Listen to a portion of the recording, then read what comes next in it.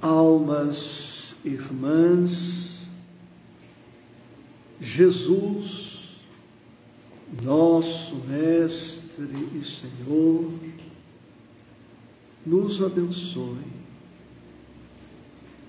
Estudo do Evangelho segundo o Espiritismo, iniciando hoje o capítulo 19, a fé transporta montanhas. Este capítulo está composto de 5 tópicos: poder da fé, a fé religiosa, condição da fé inabalável, parábola da figueira que secou, a fé, mãe da esperança e da caridade, e, por fim, a fé humana e a divina. Hoje, vamos nos deter no primeiro tópico, por título Poder da Fé. Fica a sugestão para que vocês, companheiros aqui presentes e amigos das redes sociais, tenham sempre à mão o Evangelho segundo o Espiritismo.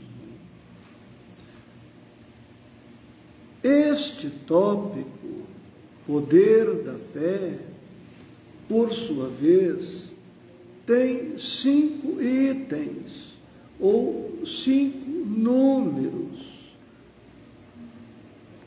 E nós vamos nos fixar em todos eles, de maneira singela e objetiva. No número 1, nós temos um texto extraído do Evangelho de Mateus, capítulo 17, versículos 14 a 20, que leremos em instantes. E neste número 1, texto bíblico, encontramos estes temas: obsessão e seus efeitos mentais e comportamentais.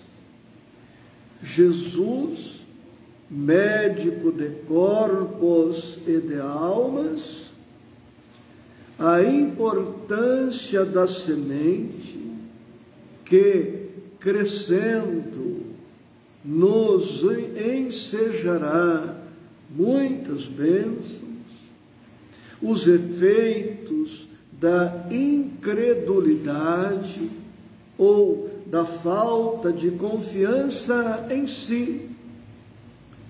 No número 2, encontraremos algumas características, efeitos e benefícios da fé verdadeira, como também encontraremos no número 2 as características, os efeitos e os malefícios da fé vacilante, instável.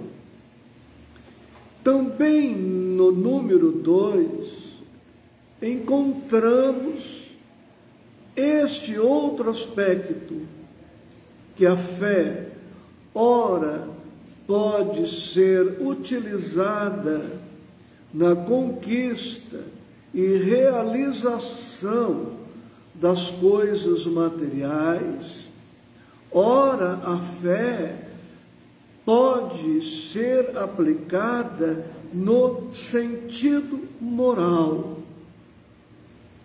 Também no número 2, veremos que a fé possui níveis ou graus, isto é, nem todas as criaturas têm o mesmo nível de fé.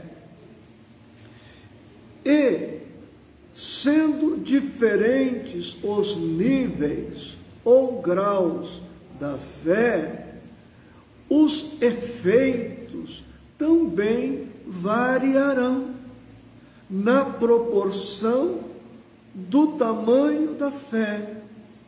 Quanto mais fé, maiores e melhores efeitos.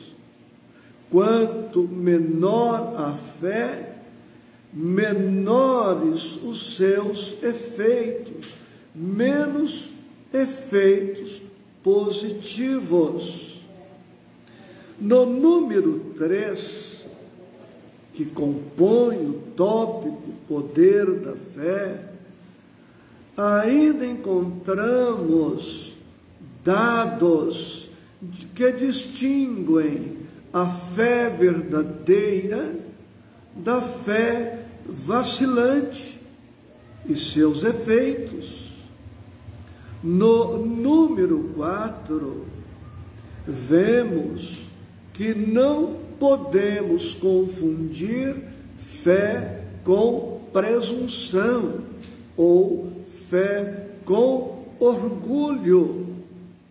Ainda no número 4, encontramos esta reflexão: necessário que tenhamos confiança em nós, mas que a nossa confiança, que a nossa fé seja sempre maior em Deus, para que a nossa fé não se transforme em presunção, em arrogância. E ainda no item 4, encontraremos uma observação feita pelo codificador Allan Kardec, que os bons espíritos encontram melhores condições de mais auxiliarem aqueles que mais fé possuem. Ou seja, a assistência dos bons espíritos está disponibilizada para todos os crentes, para todos os que creem, mas aquele que crê menos não oferece aos bons espíritos condições ideais para receberem a assistência que esperam, enquanto que os que mais creem, melhores condições criam para que Deus, o Cristo e a espiritualidade os auxiliem, os assistam. E finalmente, no item 5, nós encontraremos referências sobre a importância da fé na eficácia do passe e também a eficácia da fé associada ao magnetismo. Um dos efeitos positivos de uma fé em maior grau está na eficácia do passe. Apresentada esta breve sinopse, vou ler para nós o item 1. Quando ele, Jesus, veio ao encontro do povo, um homem se lhe aproximou e, lançando-se de joelhos a seus pés, disse: Senhor, tem piedade do meu filho, que é lunático e sofre muito, pois cai muitas vezes no fogo e muitas vezes na água. Apresentei-o aos teus discípulos, mas eles não o puderam curar. Jesus respondeu dizendo: ó raça incrédula e depravada, até quando estarei convosco? Até quando vos sofrerei? Trazei-me aqui esse menino. E Jesus, tendo ameaçado o demônio, este saiu do menino, que no mesmo instante ficou são. Os discípulos vieram então ter com Jesus em particular e lhe perguntaram: por que não podemos nós outros expulsar esse demônio? Respondeu-lhes Jesus: por causa da vossa incredulidade. Pois em verdade vos digo, se tivesseis a fé do tamanho de um grão de mostarda, diríeis a esta montanha: transporta-te daí para ali, e ela se transportaria, e nada vos seria impossível. Referi-me há pouco sobre a importância da semente, porque a semente, germinando, cresce, ocupa espaço, domina, sobrepõe-se a todas as dificuldades. Se em nossa mente, em nossa vida, tivermos, por exemplo, a semente da fé para ater-me ao tema, e cuidarmos desta semente, esta semente brotará, crescerá, tornar-se-á uma árvore, dará flores e frutos, e os nossos obstáculos perderão força diante agora do gigantismo da árvore que cresceu, que se expandiu e que está nos oferecendo frutos.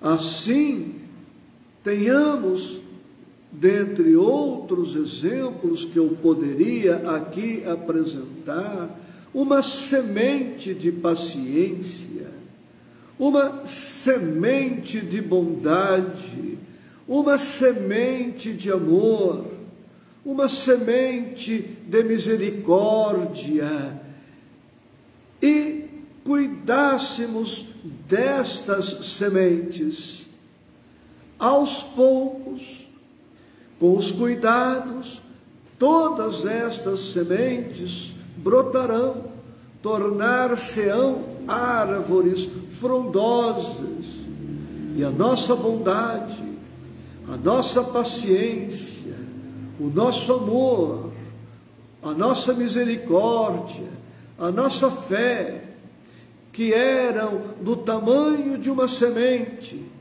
agora transformaram-se em um lindo pomar, e os beneficiários deste pomar seremos nós mesmos. Algo mencionando sobre os efeitos maléficos da fé vacilante, lembro que aquele que não confia em si não consegue realizar aquilo que aquele que confia em si consegue. Aquele que duvida de si possuirá menos forças. A fé vacilante produz incerteza, produz hesitação. Isso está no número 2. Essa fé, quando vacilante, não procura os meios de vencer, porque a pessoa dominada por uma fé frágil, vacilante, instável, não acredita que possa vencer, não percebe os seus potenciais e, não os percebendo, não investe em si mesma. A fé vacilante produz o desequilíbrio emocional, o nervosismo, a cólera, a fraqueza. E com estes efeitos deletérios de uma fé vacilante, a pessoa acaba por complicar o próprio destino, compromete a oportunidade reencarnatória, diferentemente da fé verdadeira, profunda, constante. Allan Kardec, nos números 2 e 3 e 4, menciona mais de 20 efeitos positivos da fé verdadeira. E eu menciono alguns que aí estão nos números 2, 3 e 4. O que estou fazendo agora é pontuar, destacar, valorizar, chamar a atenção. A fé leva o seu portador a ter confiança em si mesmo. Vimos no número 1, na passagem bíblica, que Jesus foi claro quando os discípulos lhe perguntaram: Senhor, por que nós não conseguimos curar este lunático, este obsidiado? E ele disse: por causa da vossa incredulidade. Eles não tinham confiança suficiente em si e também não tinham confiança suficiente em Deus e nem nele, no Cristo. Aquele que tem fé é capaz de realizar coisas, de conquistar coisas que outras pessoas sem a fé neste nível não conseguirão. A pessoa vai perceber seu potencial, sua força para realizar coisas materiais, e não somente coisas do sentido material, como já mencionamos, no sentido moral. Allan Kardec, no número 2, comenta: as montanhas que a fé desloca são as dificuldades. Quanto mais fé, mais condições de superarmos as dificuldades, as resistências, a má vontade, os preconceitos da rotina, Estou lendo aqui no item 2. Com mais fé, melhor superamos os interesses materiais, os entraves da vida material. Superamos o egoísmo, a cegueira do fanatismo, as paixões orgulhosas. Com a fé robusta, conquistamos perseverança, energia e obtemos os recursos que nos permitem vencer os obstáculos. E mais, a fé robusta, verdadeira, autêntica, profunda, enseja a confiança que precisamos ter na realização de alguma coisa, a certeza de atingir determinado fim. A fé robusta dá uma espécie de lucidez que permite se veja em pensamento. Estamos agora no item 3, a meta que se quer alcançar e os meios de chegar lá, de sorte que aquele que a possui caminha, por assim dizer, com absoluta segurança. Num como noutro caso, pode ela dar lugar a que se executem grandes coisas. E Allan Kardec prossegue nos dizendo: a fé sincera e verdadeira é sempre calma, faculta a paciência que sabe esperar, porque, tendo seu ponto de apoio na inteligência e na compreensão das coisas, tem a certeza de chegar ao objetivo visado. A fé verdadeira é aquela em que leva o seu portador a crer mais em Deus do que em si mesmo. O contrário disso, crer-se autossuficiente ao ponto de não necessitar de Deus, ou do Cristo, ou da espiritualidade, leva à presunção, à soberba, à arrogância, a uma falsa noção de autonomia, de independência que criatura alguma possui. Deus primeiro em tudo.